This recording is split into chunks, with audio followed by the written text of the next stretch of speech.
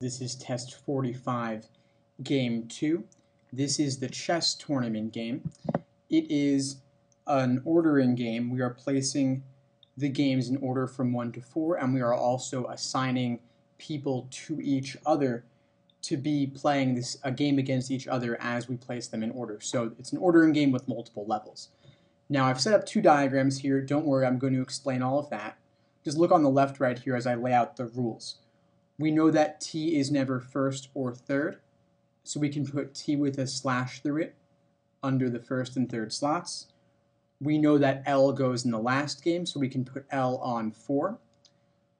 We know that N only plays 1 game, so I put 1 N on the bottom here, bottom left, and is not against P, so I put an NP vertical box with a slash through it because they never go together on the same game. We also know that there are 2 S's and there's an O in between them. So it goes S, O, S. So this could occur on games 1, 2, and 3, or on games 2, 3, and 4. So I'm going to make 2 different diagrams where I lay out those 2 possibilities for the game. So here's S on 1, 2, 3, S, O, S. Then on the bottom diagram we have S, O, S. On 2, 3, and 4, of course, we also have L there. We know that T is not on 1 and T is not on 3. So this is pretty much our initial setup for the game.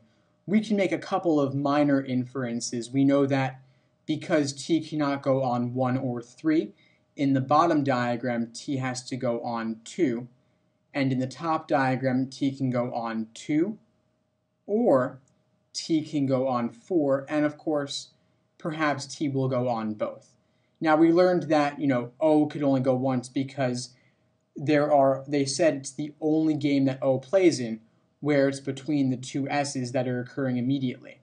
So we have 6 people, L, N, O, P, S, T.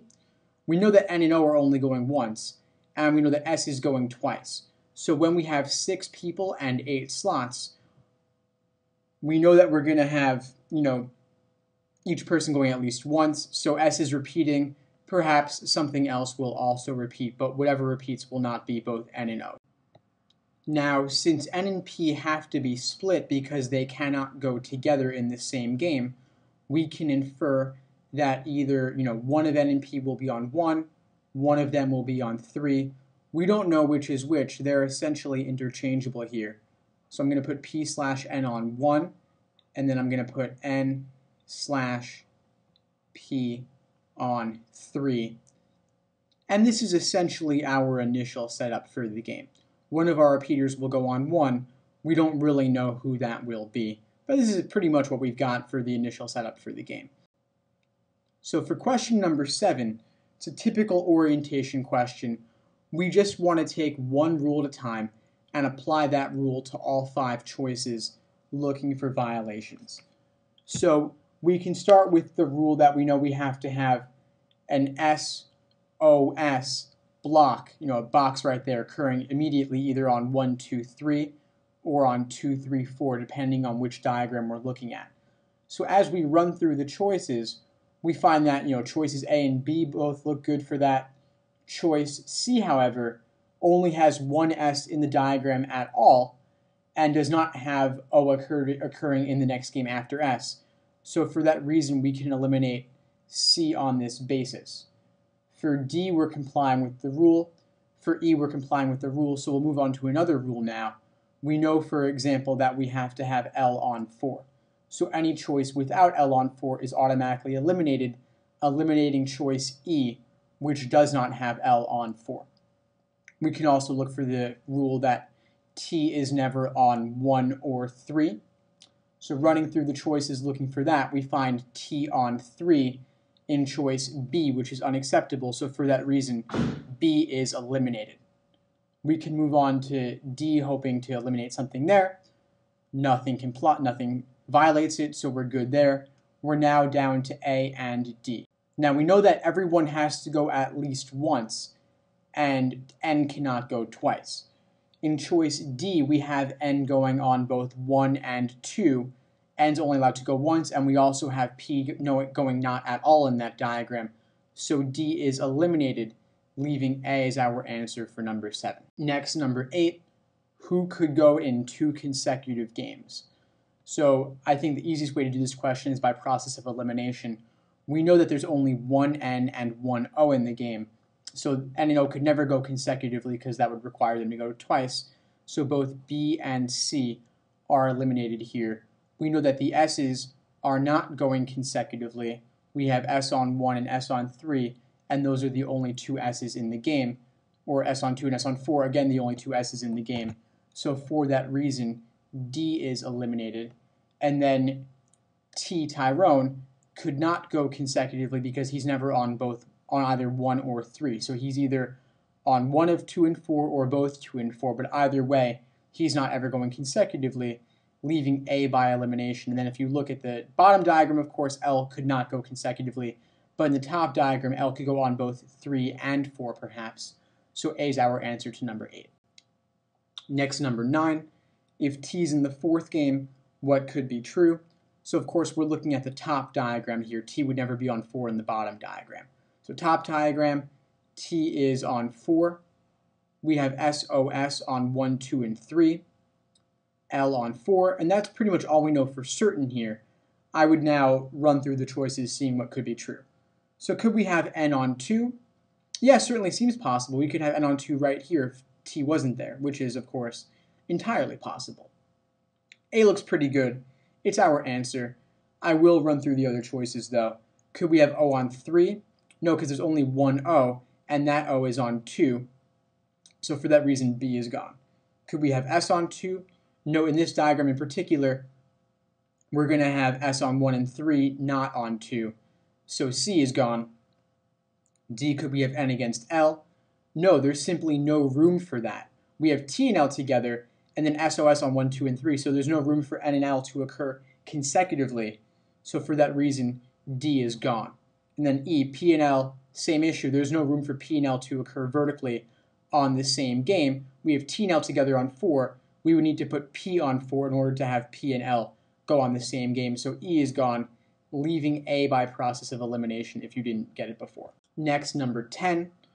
General could be true question. Just look at the main diagrams. Could we have P against L in the first game?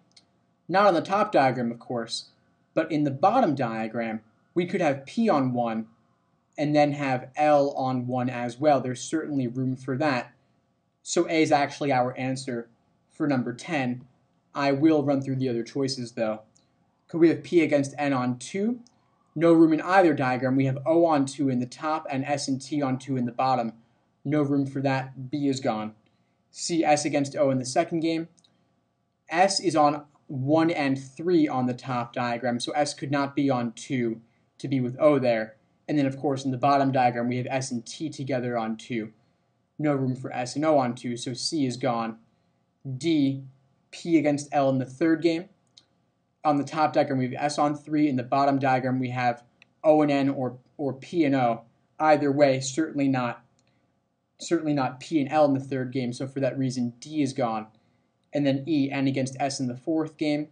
S and L are on 4 on the bottom diagram. L and some other person are together on 4 on the top diagram. No room for N and S, so E is gone, leaving A by elimination. Next, number 11. Who could never play against T in any game? So, on the bottom diagram, we see it's possible to have S and T together. So for that reason, any choice containing S must automatically be eliminated, and we get to get rid of D for that reason, which lists S as one of the people who could not go with T. Then in the top diagram, we could certainly have T and L together. We saw that back in question number 9. So for that reason, any choice containing L is automatically eliminated, getting rid of A. We also know that it's possible to have T and O together. We actually saw that back in question number 7, choice A, where we had O and T together on the second game. So for that reason, any choice listing O is automatically eliminated, getting rid of both B and E, leaving choice C by elimination for number 11. And of course, we only have one n in the game, and that n would never be able to occur with t, because in the top diagram, think about it, t's either on 2 or 4, meaning it's with O or with L, not with n. And then the bottom diagram, t's never on 1 and 3. Once again, of course, t would have to be on 2 in that diagram where it's with s. So no room for it to ever run into n or p. So C is our answer to number 11. Next, number 12, if we had O in the third game. Now, of course, that's not happening in the top diagram where O could only be in the second game, because remember, O only goes once. We must be in the bottom diagram in order to have O on 3. And of course, whenever O is on 3, as it is here, we know we have to have T on 2.